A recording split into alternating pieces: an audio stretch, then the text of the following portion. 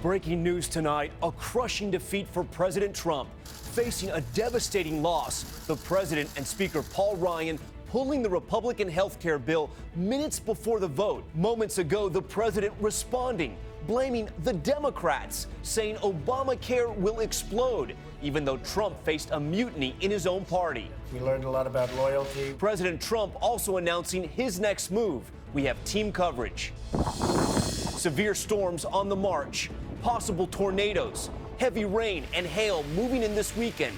14 million Americans in the path. Missing signs? New information revealed about the London terror suspect. ISIS calling him their soldier. Authorities making more arrests. Did police miss the warning signs? Street inferno, cars in flames, one leaking gasoline, igniting a fire line.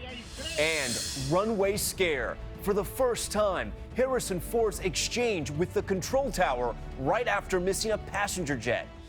This is ABC World News Tonight with David Muir. And good evening on a busy Friday night. I'm Tom Yamas, in for David, and we begin with President Trump suffering his biggest defeat since winning the election, forced to pull the Republican health care bill minutes before the vote in the House, where it was certain to fail. And just moments ago, the president with a dire prediction announcing Obama will explode. The lack of votes forcing President Trump to retreat on one of his biggest campaign promises.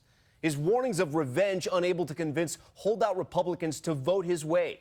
And the president sounding humble when he described how it all played out. We all learned a lot. We learned a lot about loyalty. We learned a lot about the vote-getting process. We learned a lot about some very arcane rules in, obviously, both the Senate and in the House. So it's been, certainly for me, it's been a very interesting experience. But in the end, I think it's going to be an experience that leads to an even better health care plan. The decision also a huge blow to House Speaker Paul Ryan, accepting defeat, conceding, quote, Obamacare is the law of the land.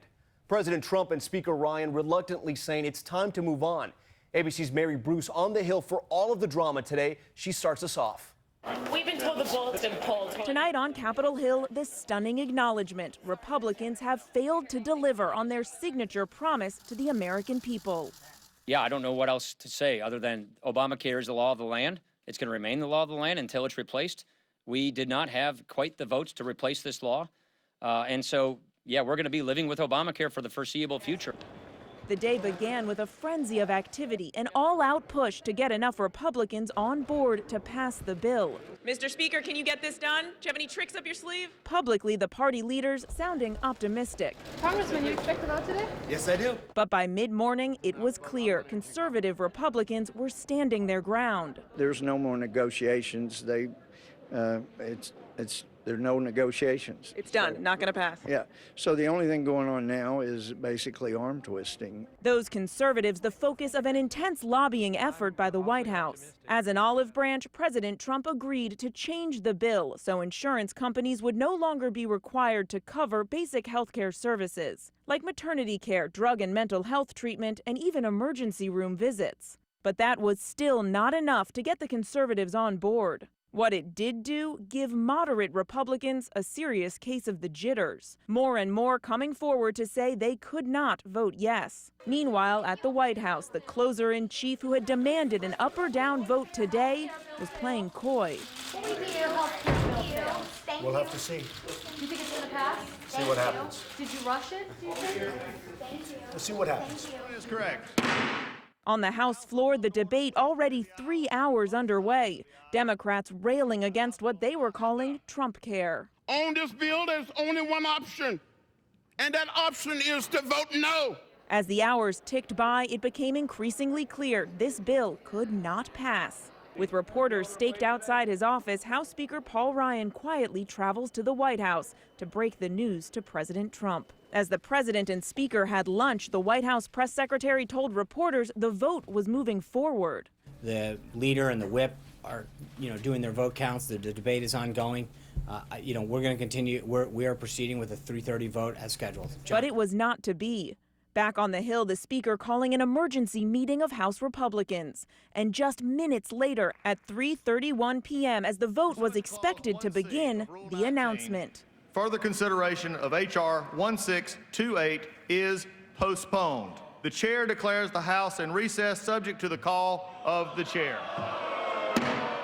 Ryan pulling the bill. We were on the cusp of fulfilling a promise that we made. We were on the cusp of achieving an ambition that we've all had for 7 years, and we came a little short. Defeated Republicans, their heads hung low.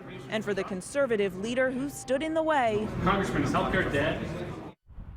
And Mary Bruce joins us now from Capitol Hill. Mary, House Speaker Paul Ryan says Obamacare is the law of the land. Does that mean Republicans are now giving up their effort to dismantle it? Tom, don't expect Republicans to make another push anytime soon. For 7 years, they've promised to repeal and replace Obamacare. But tonight, that chapter appears to be closing. So how do they explain to their constituents that they couldn't get this done? The Speaker says that's a very good question. Tom. Mary Bruce, who was there every step of the way today. All right, Mary, thank you. Inside the White House tonight, we heard from President Trump remaining defiant but sounding humbled in defeat. The president laying the blame on Democrats. So is the president ready to tackle his next major issue? ABC's Cecilia Vega is at the White House tonight.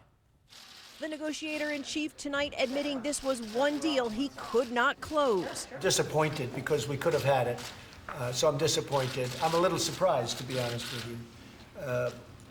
We really had it. It was pretty much there, within grasp. His first major piece of legislation went down in flames, and the president now playing the blame game, pointing squarely at Democrats. We were very close, but when you get no votes from the other side, meaning the Democrats, it's really a difficult situation. It was a signature campaign promise.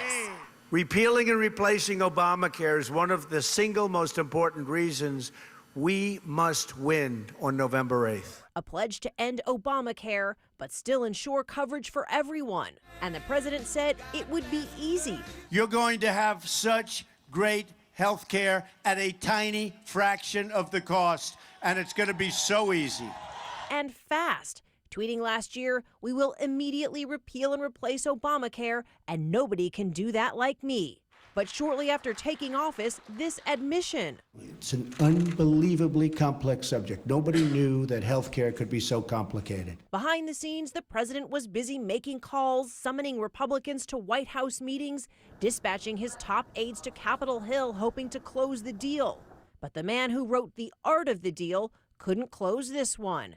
And the president now has a dire prediction about what comes next. The best thing we can do, politically speaking, is let Obamacare explode. It is exploding right now. Even though one of his own negotiating tips is to know when to walk away, he is not walking away from this one. I want to have a great health care bill and plan, and we will. It will happen, and it won't be in the very distant future. And Cecilia Vega joins us now. And Cecilia, President Trump says he's not giving up on health care. We just heard that. But he's also making it very clear that right now he's ready to move on to tax reform. Tom, the president called some reporters late today. He told one of them that he was happy to have this whole thing in the rearview mirror. But yes, next up on his agenda, tax reform. He says, quote, there are big tax cuts to come, but rewriting the tax code, Tom, is as difficult, if not perhaps more difficult, than overturning Obamacare, Tom. Another big battle ahead for the White House. All right, Cecilia, thank you. And President Trump ending what has been a brutal week for his presidency. Beginning Monday with FBI Director James Comey on Capitol Hill, publicly rebuking the president's claim to have been wiretapped by President Obama. And President Trump then essentially pulling the plug on the campaign promise to repeal and replace Obamacare today. So let's get right to ABC's chief White House correspondent, Jonathan Karl. John, the president told voters he would cut the best deals in Washington, including on health care. Tom, this is a blow to the president's brand. He was the master negotiator, the art of the deal. But on this one, even though he was only negotiating with fellow Republicans, he couldn't close it. What the president found here is that there are a block of hardline conservative Republicans in the House willing to defy him, and in doing so, able to stop his agenda in its tracks. John, the travel ban and health care reform, both setbacks for the president. He says he's going to tackle tax reform next. So what does he have to do to push through that agenda? Well, it seems to me, given this block of Republicans willing to defy him, he needs to find a way to work with Democrats to get stuff done in Congress. And that would require a major course correction for a White House that has essentially been at war with Democrats since the day the president got sworn in. All right, Jonathan Karl for us tonight. Jonathan, thank you. Now to one more major headline out of Washington tonight. The head of the House Intelligence Committee today appearing to back down from his claim that some Trump associates and possibly President Trump himself were monitored by U.S. intelligence. President Trump's former campaign chairman, Paul Manafort, volunteering to meet with the committee investigating Russia's interference in the election. ABC senior justice correspondent Pierre Thomas outside FBI headquarters. The Republican chairman of the House Intelligence Committee appearing to back down from his claim that started a political firestorm. Can you clarify whether Trump or his associates were monitored or just mentioned in these intelligence reports? We don't know we won't know that until we actually receive all of the documentation. Chairman Devin Nunes had gone to the White House Wednesday to brief President Trump before talking to his own committee. The president needs to know that these intelligence reports are out there, and I have a duty to tell him that. The investigation started after the president's infamous assertion that Obama tapped his phones during the election.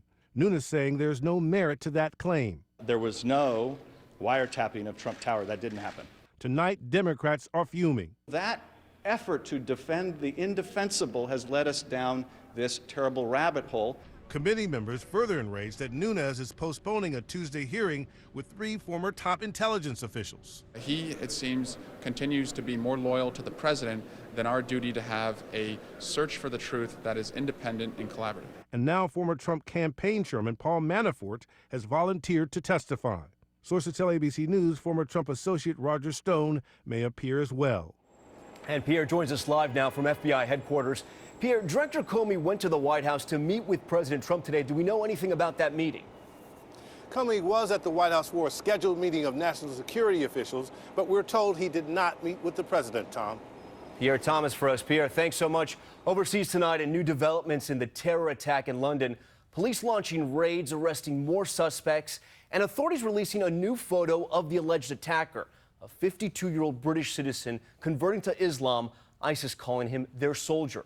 And police now trying to determine if they missed any warning signs. ABC's chief foreign correspondent Terry Moran in London. The face of the killer. Police today releasing this photo of Khalid Massoud, who was born Adrian Russell Wjla, and asking the public for help. Now is the time to come forward and speak to our officers. Massoud was British-born, a convert to Islam, investigated for ties to Islamic extremism more than a decade ago. Police determined then that he posed a low risk. This morning, heavily armed police surrounding a home in Birmingham where Massoud lived. A suspect arrested there, 11 arrested so far, 7 released. And the question now, did Massoud act alone? At the hotel south of London where Massoud spent his last night, a fellow guest saw no accomplices or sign of the carnage ahead. Articulate, polite, presentable, and the guy's on his way to commit mass murder. New video emerging today of the moment police took Massoud down. Yeah, he had a knife, so he shot him. And nearby, the chaotic moments Prime Minister Theresa May was hustled to safety, her guards with weapons drawn, in this video from the Sun newspaper. And in Utah, friends remembered American Kurt Cochran, one of 4 people killed in the attack. He and his wife celebrating their 25th anniversary in London. You want to be your friend within 5 minutes. And we've been sorry. Cochran's wife Melissa is still recovering tonight. She's one of 40 people injured from 11 different countries. And that diversity, Londoners say, shows the true face of their welcoming global city. Tom? 11 countries affected. All right, Terry, thanks so much. Back here at home, severe weather moving across the south this weekend. Pounding hail in Texas. Take a look. The storms moving east tonight. 14 million Americans in the path from Kansas to Louisiana. And to the west, a blizzard shutting down highways in Colorado, a total whiteout. Several semi-trucks stuck between Castle Rock and Colorado Springs. Let's get right to ABC Chief Meteorologist Ginger Z. Ginger? And Tom, that severe weather threat is happening now. So let's get straight into those maps. You can clearly see the upper level low pressure system twisting over Oklahoma. That counterclockwise rotation sending the front there with the line of storms through parts of Arkansas right down into Texas, and that severe thunderstorm watch that includes Wichita at this moment. And then you see that area elevated risk, orange there in Arkansas, Louisiana, and East Texas. Well, that's the region we have to watch out for the next couple of hours as we move this thing east. It stops at noon through parts of Mississippi. We go all the way through our day Saturday. It's afternoon and evening from Birmingham to Montgomery, right down there to the Gulf Coast. Damaging wind, hail, and of course the isolated tornado threat. Tom? We'll track that storm as it marches east. All right, Ginger, thanks so much. Next tonight, the Amtrak derailment making a mess of the commute here in New York. Train service temporarily suspended in and out of Penn Station, one of the busiest train stations in the country. The Acela Express suffering a minor derailment, sideswiping a New Jersey Transit train. 2 people were treated for minor injuries. And there's still much more ahead on World News Tonight this Friday. The deadly collision involving a high school track team, the investigation now underway. Plus, the street inferno, cars in flames, one leaking gasoline, igniting a fire line. And the runway scare. Tonight, you'll hear for the first time Harrison Ford's exchange with the control tower right after missing a passenger jet. And America Strong, the miraculous rescue, the firefighter breathing life